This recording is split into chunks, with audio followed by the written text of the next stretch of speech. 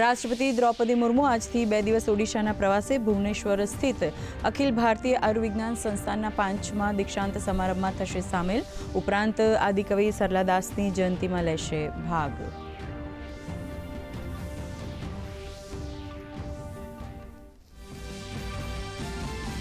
વિદેશમંત્રી doctor S Jaishankar ચીનમાં આયોજિત SCO વિદેશમંત્રીઓની બેઠકમાં લેશે ભાગ. SCO સહકાર અને આંતરરાષ્ટ્રીય મુદ્દાઓ પર થશે ચર્ચા.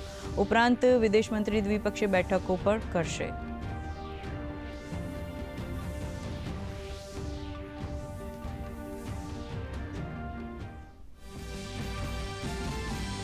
એક્સિયોમ 4 આજે પોતાની ઐતિહાસિક યાત્રા પૂર્ણ કર્યા બાદ પૃથ્વી પર પરત ફરશે. અવકાશયાત્રી શુભાંશુ શુક્લા અને મિશનના અન્ય 3 સભ્યો ફરશે પરત. સાંજે 4 વાગે ISSથી અલગ થશે તેમનું યાન.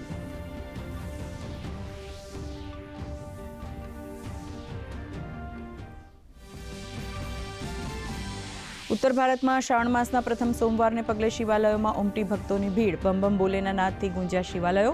યુપી ઉત્તરાખંડથી લઈ દિલ્હી સુધી કાવડિયાત્રીઓ માટે ગોઠવાઈ સઘન સુરક્ષા વ્યવસ્થા.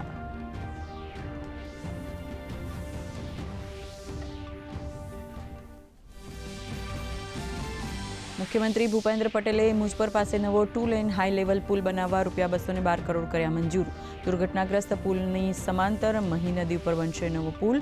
પાદરા અને આંકલાવને જોડતો આ પુલ 18 માસમાં બનાવવા ટેન્ડરિંગ પ્રક્રિયાનો ત્વરિત આરંભ.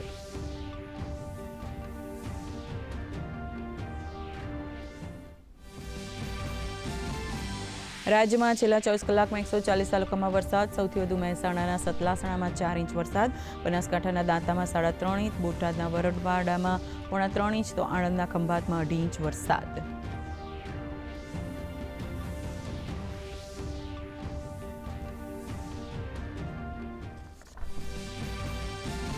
બોટાદના રાણપુર તાલુકામાં કોઝવેમાં કાર તણાઈ. કારમાં સવાર 7 લોકો પૈકી 4 લોકોનો આબાદ બચાવ, જ્યારે એક બાળક સહિત 2 લોકોના મોત. હજુ એકની શોધખોળ ચાલુ. ફાયર અને NDRFની ટીમ ઘટના સ્થળે હાજર.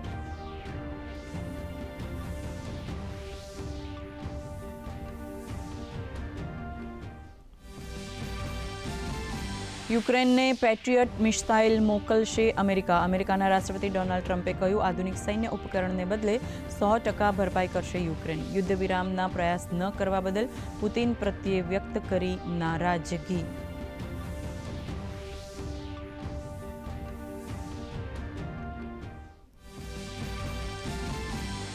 યાનિક સિનર બન્યા વિમ્બલ્ડન ચેમ્પિયન. કાર્લોસ અલ્કરાઝને હરાવી દીધો. ફ્રેન્ચ ઓપનનો બદલો. ગ્રાસ કોર્ટ પર ગ્રેટ સ્લેટ જીતી ઇટલીના પહેલા ખેલાડી બન્યા સિનર.